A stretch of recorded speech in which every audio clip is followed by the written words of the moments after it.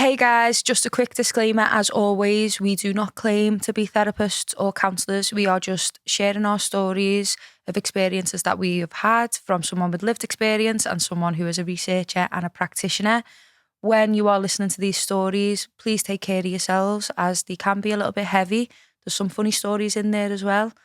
Obviously, we are open to positivity in the comment section, please. Like I said, these are all truly based off people's lived experiences. So thank you so much, and I hope you enjoyed the episode. Love you, bye. Hi everyone, welcome back to Voices Unlocked with me and Lorna. Hi. What number episode is this? 8. Episode 8. We've done 8 episodes already. I'm so sorry about my voice. To pre-warn you, I've just got back off holiday, so the altitude on the plane is just absolutely destroying my vocal cords. But I'm ready, I'm raring, I'm here. And I made it. Which is a nice lead in because we are literally talking today about international travel. Oh my God, yeah, we are. Yeah. So as promised in previous episodes, Liv and I are going to talk today about speaking at conferences, but we're specifically going to look at some of the international conferences that you've been on, your experiences of meeting people from all around the world and sharing your story and how that's been for you. So let's just rewind to the very first international conference that you went on, which was in Switzerland. It was in Co. I remember, sorry, just a quick one. I remember finding out about this and I was like telling me Nan, and I was going, Nan, it's like Pontins. I'm staying in like a chalet. It's Pontins. I'll be in a little cabin in Switzerland. It's going to be great. No, it was a palace. It was an actual castle. It was an actual castle. It was Co Palace. We stayed in Co. And it was great. I loved it. How old were you?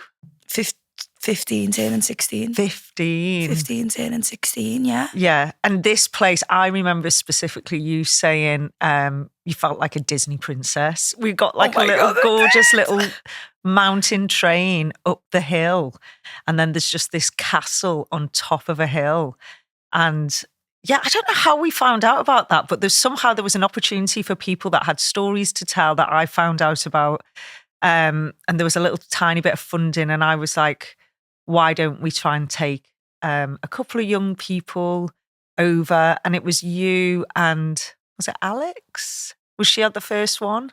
So it was you and Alex, wasn't it? Yeah, we went with Emily. And with Emily, who was a student social worker on placement at the time. Love you, Emily. Love you, Emily. Emily's a mummy now. She's a mummy. Yeah. No. Shout out to Emily, who's always been a big supporter of all the work that we've done. And so there's this amazing castle, and there was this annual conference in Co, which was bringing children from all around the world together that had experienced different kinds of vulnerabilities, whether it's living in war zones or all kinds of stuff, just to come together and just share their experiences. And it was just a beautiful, we didn't really know what to expect. Well, me nan didn't either. Me family didn't. I remember finding out about it. And I said to me nan, I remember you come round to me nan's with Emily. Yeah. And was talking about it. And me nan's always called me like a wanderlust. Like, I'm forever travelling, like constantly. I'm always wanting to go to different countries and experience different cultures and different things. And I love networking. So me nan was on board with it straight away. I think she was like, yeah, I trust Lorna, so you can go. And I remember being on the plane, and I was scared of flying at the time. I was petrified of flying. And when I got there, I think within like the first 5 minutes, I met AXA. Oh yeah, hi AXA. Hi AXA. There's literally people I've met in Switzerland who have been like my friends for life. So met AXA, Momo, Mickey, Zoe. There's a lot more. But Ned and Charlie from Australia. I met Ned and Charlie. They were twins. They were absolutely hilarious. That was the first year. Arshad, Rebecca, I could sit here. So that's literally nearly 10 years ago, and you're still friends with all those people today? All of them, yeah. I still message all of them. I message Momo every day. Me and Momo speak every day. He's going down actually for your daughter's birthday. For my Yeah, I daughter's know. birthday. How crazy. He's coming to stay with us. Like, these are literally people who I've met and bonded with so well, and I love them all to pieces. Axe is married now. That's insane. Axe is a missus. Wow. She's a Mrs. Mrs. Axa. She's a missus. So if we That's think about crazy. like the nationalities that were there, what, Australians, Irish, Scottish, French, don't know, Palestinians, people from Israel. People from all over the world. It was people from all over the world, and we were all like a family. And I remember on the train on the way home, I burst into tears, and I was like, I need to do this again. I remember meeting CJ as well. Oh yeah, one of the leaders. And I was on FaceTime today a few months ago, and her kids, I remember them being babies, and they're all like 6'4", proper grown-ups. And it's so crazy to think that like I've known all you guys since you were babies, and now you're getting on with life. It's insane. And I just believe, and I think, you know, even on a much smaller level, the groups that we have in Time Matters, like healing is from connection, isn't it? It is. Healing comes from connection. And I think these international conferences that we're going to talk about, ultimately the whole point is that by meeting people from all around the world and being able to safely share your story and safely listen to their stories, that's where true healing takes place. Because, you know, it was all child-led. It was all like the children's voices. And I remember like when we'd have breaks, we'd just have a massive game of Manhunt. Like we had all the kids playing Manhunt in the garden, like in the garden. I'll call it a garden. It was like fields. It was a mountain. It was a mountain. It was huge. And we went up for Swiss night, which was insane. And there was a big bonfire party and fireworks. And we were dancing and it was great. And then I remember Arshad saying like, we recruit for the youth team every year if you want to apply to be part of the youth team. And I was like, get me on there. Get me in there. Called the Meow team. I don't know why it was called Meow. Meow. Called Cats. Oh yeah, because it was called Cats. Oh yeah. I've only just worked that out. Yeah, Dr. it was called Cats. So the Meow team was the young people led. So you came back then. Was it the very next year? It was the very next year. We went to, me, you and Tills went to Paris. Yeah. For the first meeting. Did Tills go to Paris? No, she never. No, I don't think so. Me and you went. And then I was like, and I always want to say this, like live with the international conferences, the first 2 or 3 times we went abroad together, you were obviously under the age of 18. So the responsibility for me was obviously much greater. I was in a much more different mindset of making sure you were okay. And I remember when we were in Switzerland, like you wanted to go out with a group of young people just for a walk. Like it was one of the safest places literally in the world. But I remember like reading you the riot act and being like, you need to let me know where you are, when you're back in your room. Like, but you were always so respectful. Like you always did do what you were told. Can we talk about Arshad? Arshad, this is an apology from me and Lorna.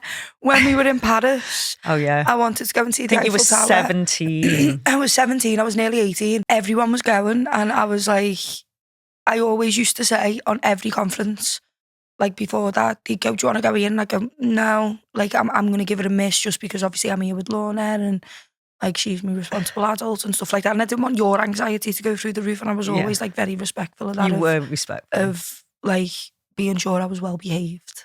Yeah. I'm always well behaved, guys, promise.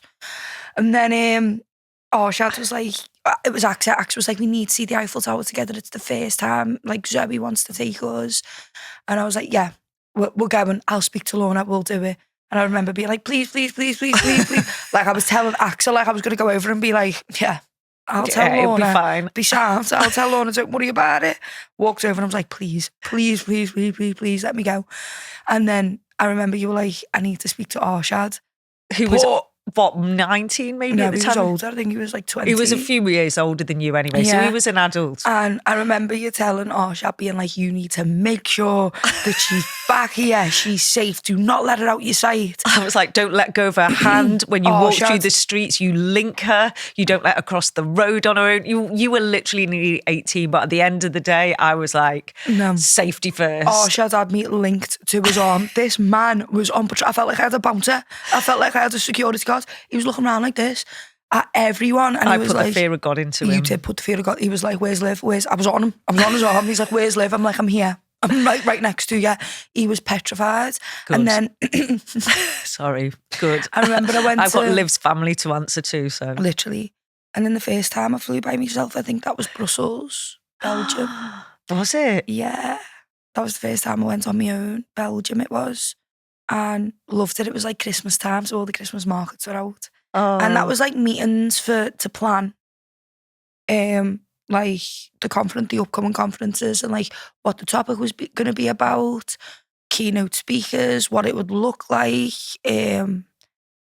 just our input and how we envisioned it and what like the youth team could do. It was amazing. I loved it. And I think having them opportunities, like I remember me nan and things being so proud of me.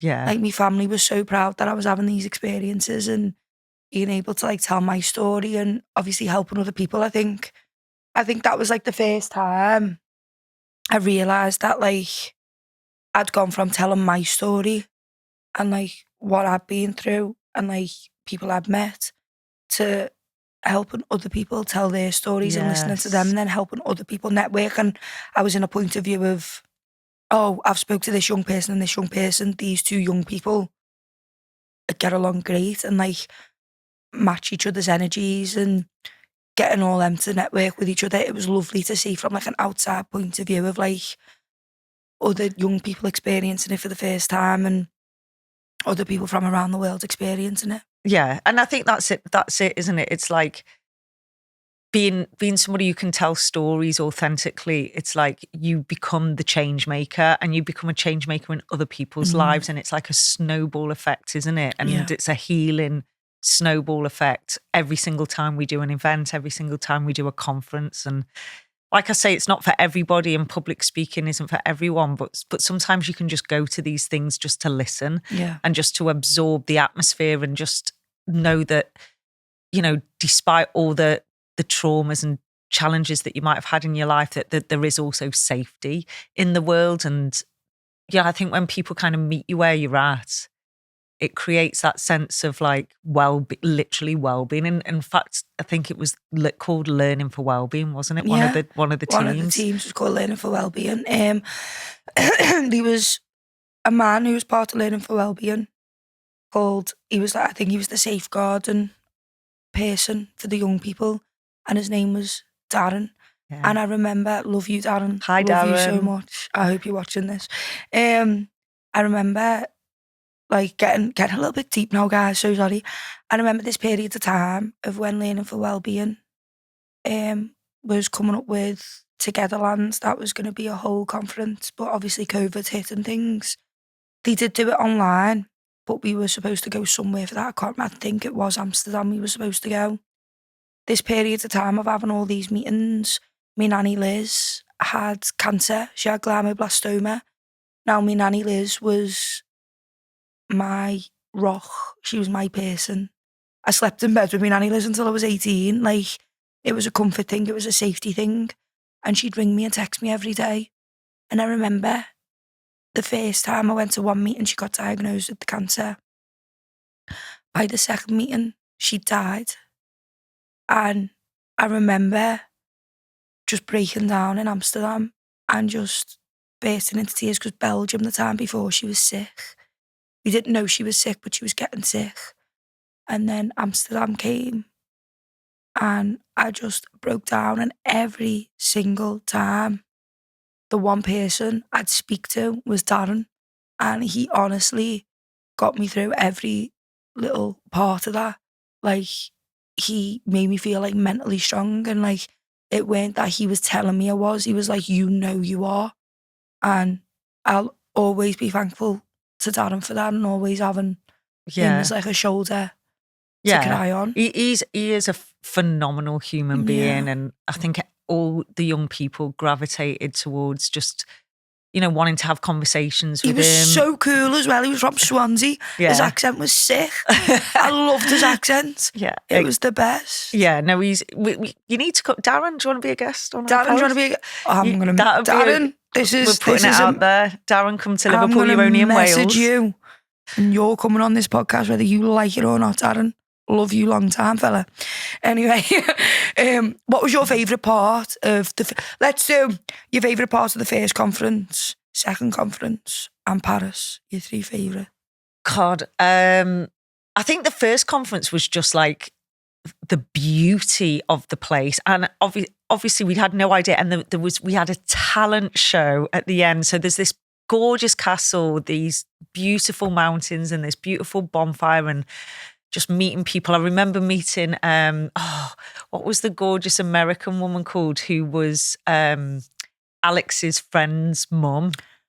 Noah and Mickey's mum. Yeah, Noah and Mickey's mum. Sarah. Yeah. Meeting Sarah. So obviously there was all you young people getting on, and then obviously people, my age group all getting to know each other and just sitting on the side of the mountain and just sitting there and seeing you and Alex, who we took, and just, seeing like you just being happy in this group of people, looking at the fireworks and looking at the bonfire and thinking, yeah, that's why we've come. That's like, I've got a real memory in my head. And I thought, yeah, that's what it's all about. And then I remember Arshad saying, oh, we're going to have a talent show. And there was this gorgeous, big, massive theatre, wasn't there? And then you sang. What did I sing? Oh, God. What did you sing? Warwick Avenue? Or am I just imagining that? But all the young people just got up on the stage and were doing like... Winehouse. Yeah, maybe you did. Or did you? Oh, no, you sang that in Paris, in that dome, which we do need to talk about. Yeah. That was insane. I had a live band playing for me on that one. Yeah, inside a tent. That was out of nowhere. We'll get to that bit in a minute. Get to that bit, but yeah, so this is in Co in Switzerland, and there was this beautiful big theatre, and it was just so youth-led, and everyone, it was just the kindness and the support, and all the young people from as young as 5 were getting on the stage to 25 were getting on the stage. Sorry, I realised I didn't sing. I rapped. Did you? I rapped. Did you get on the stage and rap? I done Shoop. Oh, yeah. I done Shoop. I done Shoop. Yeah. That's what I done. Because I was on FaceTime to my mum and I was like, what shall I do for the talent show? And she went, do Shoop. So I rapped Shoop on all these people who couldn't even understand my accent anyway. And then I started rapping and they were all cheering because I got up twice, didn't I? I got up and rapped, and then I think it was Momo was like, no, you need to get up and sing. And I was like, okay. Yeah, you did sing. So then I sang something else, and I think it must have been Alicia Keys. Yes. Yeah, it was. It was Alicia Keys. I've got a video of that somewhere. Oh my should have God, brought don't it. do that to me. That was awful. We should get like videos and photos up. Please don't, because I look like... No, you were so cute. Me. You were like, I think 15, 16. Yeah. My favourite part I've got 2 top ones. The first one was when we first got off the train and we walked around the little corner and you seen the whole of Switzerland. Stunning. And you could see the sides of the castle. And I was like, I've ended up here because I've told my story. Yeah, I actually remember you saying that, and they went out and didn't they do a little video diary, and they did a video diary of you and Alex, and I remember you saying on the video, I can't believe that because of what's happened with me mum that now I'm in a castle in Switzerland telling my story, and that I'm actually really grateful for the way life's turned out. You said it probably a lot more articulately than I've just said it now. I remember feeling very overwhelmed and emotional, but I was happy because I'd never experienced anything like this. And the second time round, I remember I felt like I was non-stop because... Well, you were in a leadership capacity. You went as a participant the first year, and then you went back as a youth leader the second time. I remember being constantly busy and not taking them in, and we had new people there, and there was an Australian delegation was there as well. Met Sean that year, Australian Sean. CJ introduced us to him, and he was teaching us about grounding and things like that. And he was 2 young people from Australia, and there was loads of us. And I remember not being able to sit still because I wanted to entertain the young people and the kids as well. So I had all the kids playing Manhunt Don't ask me why I had them all playing Manhunt. Do you know when you just need a breather and you think you can't tell the kids to go away? Tell you what, I'll count you hard. It was one of them. I've got a memory come up, but go on. And I was like, I'll count you hard. So I was on a team with one of the Australian delegation people, and me and them went outside, and we thought, we're not hiding, we're not going to look for them. And we laid on it was pitch black, nighttime. We laid on the grass, and we were on the premises, because it was like, you couldn't really go off the premises unless you got on the train. So we laid on the grass, and we looked like down over the edge, and you could see fireworks going off underneath us. Wow. And then we were lying there, and it was just a minute what we took, and there was every single star that you could possibly see, and the amount of shooting stars we seen. I remember being in that moment with that person who I'd really got along with, and like, you wouldn't think that we would have, because we were from two different ends of the world, and we had different hobbies, different interests, we were different people. But me and this person, honestly, that moment that we had together was one memory I'll never forget. Like, we bonded so well that I remember leaving. We were both dead upset that we were going. Like, we were like, I was like, oh my God, I'm going to miss you. And it was such a weird feeling. It's like you bond in those moments, like something else. And Momo surprised me. Momo told me he wasn't going the second year. And I remember I was so gutted. And I was like, oh my God, like, I'm going to miss you. Like, I really thought I was going to see you, because Momo's like my brother. Like, me and him are like long time. And I remember being like, oh, I'm gutted, I'm not going to see him. I remember being outside in the area, and I was like playing with the kids. I was talking to someone from one of the Australian delegation. We were talking, and I've looked again, and I've just seen Momo standing there waving, and I've just gone, I'm so sorry, screamed, and I ran right across because you weren't expecting the field. it. I weren't expecting it. It was the best surprise ever. I cried a little bit as well. Yeah, and I've got a photo of you and Alex with like a thing round your neck that said, I am a book, because you did that thing called the Human Library, where everyone sat in a circle telling their stories. But can you remember when you did the ghost hunt? So all the young people suddenly decided to make this like interactive, like spooky it ghost wasn't, hunt. It was Sean. Sean wanted you all had a top hat. Yeah, Sean wanted to do it. Do like it was the history of the castle. Oh yeah, and you had to walk you had to around. Get dressed as characters, and all the other girls were like all in dresses and all stuff like that. And I was like, Sean, don't you worry, it's my time to shine. I used to go to the Royal Court Theatre, mate. I know what I'm doing. I dressed up as an old man. I had a top hat. I put an accent on and everything. Sean was like, you are smashing this role. I'm going, no, I took it proper seriously. But you remember what happened? I was messing about with the kids, and little Elliot, oh bless him, he was like, I was trying to be still and you couldn't move me. Now I've got hypermobility, so my joints dislocate, my knees dislocate, my hips can dislocate, my shoulders, but my hands, my fingers dislocate. Oh, and I do remember. Elliot was messing about, like trying to pull my hand, and he pulled it a little bit too hard, but I don't think he did. I think someone ran into him and pushed him as he was holding my hand, and he nearly fell, so I gripped his hand. And as I've gripped his hand, he's gripped my thumb, and he's pulled my whole thumb out of place, and my whole thumb was just like completely dislocated. No. And I've tried to stay calm, and I've looked at the pain, and I just burst into tears. I had to go and see A&E. Arshad is like holding me. I'm sobbing. Could not get my thumb back into place for about an hour and a half. Yeah. And then it just went, and Arshad just went, and then I nearly vomited. And I was lying on the couches, and I was just crying, and my hand was about that big. It was swollen. It was vile. And I remember little Elliot getting upset, and I was like, it's all right, mate, it's back in place, like it's not your fault. But yeah, that was dressed just up when as you a wanted man. With I a was crying dislocated in a top thumb hat. in a ghost hunt. I was crying in a wig and a top hat with no thumb. It was vile. It was the suit I was wearing. It was like about that long on me. It was past to my shins. Oh, yeah. The experiences we had there are just ones that you never forget. We have got a special guest coming on in the next episode, and he is going to be talking about another international conference that takes place called InSIPP, which I am a youth ambassador. Yes. Part of it, yeah. Yeah, you are. You are an InSIPP youth ambassador. And his name is Ben, so we're going to introduce you to Ben in the next episode. love Ben so much. So we're really going to get into InSIPP and that part of it, because they are some great opportunities there. Yeah, they're phenomenal international conferences. Phenomenal. And that one is based on parental imprisonment, isn't it? Yeah.